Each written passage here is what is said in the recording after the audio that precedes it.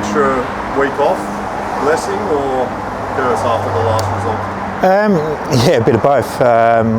It was good to have the break to give the boys a little bit of a rest as well. Gave them a little bit of time to contemplate the performance as well that we had against Sydney last time. We've got 3 experienced players at half time. They paid the price for that at not starting the next game? No, not at all. That was, just that night we could have taken, rolled the dice and picked up whoever we wanted to take off that night because everyone was below their best. But we've had a good, 2 weeks on the track since then, and good focus, and we know what our football looks like. When we play well, we win. But to play well, there's a certain boxes that we need to tick, and we just didn't tick them. What was the messaging from you coming into the break to the team? Oh, just to keep our focus. As I said, we know what our good football looks like, and it's about going out and doing that. The performance wasn't where we wanted it last time, but the effort was okay, and it's just a matter of now fine-tuning what we need to work on.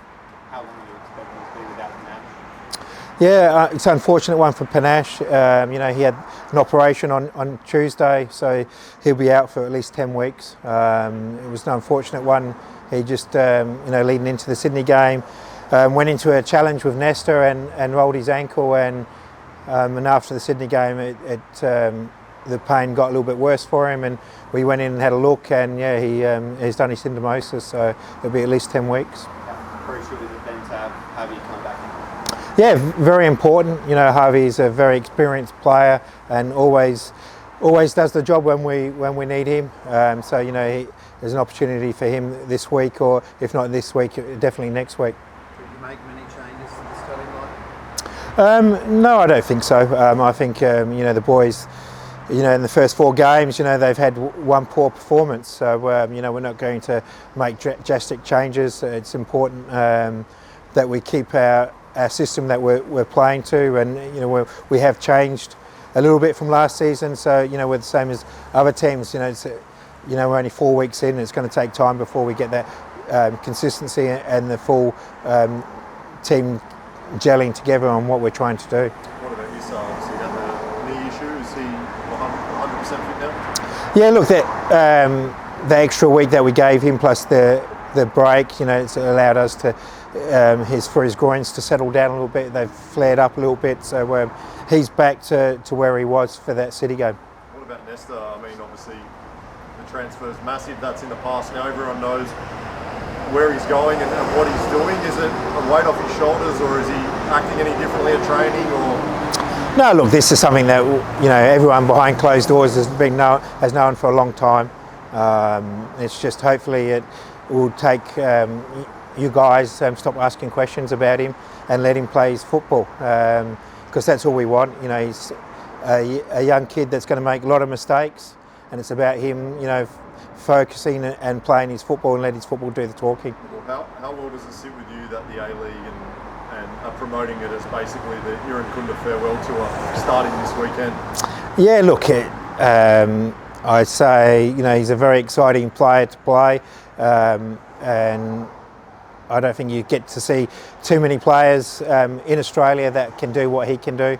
So he will definitely bring supporters to the game, and as they said, that it's important that you get out, and especially when we play at home, come out and see him, because he is a very rare talent. Will you ease him back in off the bench like you did last season, or is he back to that starting 11? Yeah, look, it's something that we'll work over the whole course of the season. Nesta won't start every game that he's available for. It's a matter of us doing what's right for his development. We've always said that we're going to always put our young players' development first, and that's what we'll do week to week with Nesta and Bernardo and Luca and all the other younger boys. We'll make sure we put their development first. Adelaide teams in all sports seem to get stitched up, but how do you feel about a trip to Ballarat? Yeah, look, it's something different. It's always, a away trip. It doesn't really matter where you play. It's not that far from out of Melbourne Airport, so it's a little bit of a bus trip, so there shouldn't be too much. I suppose the difficult thing is that we're playing on an AFL oval and not a soccer oval.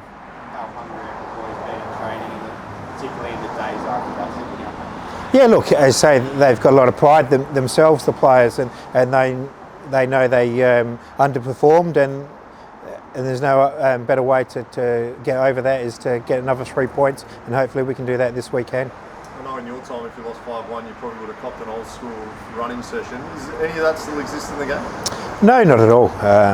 There's no sort of, I don't hit the players that much with the stick. I'm very relaxed with them, and I know, you're going to have these ups and downs.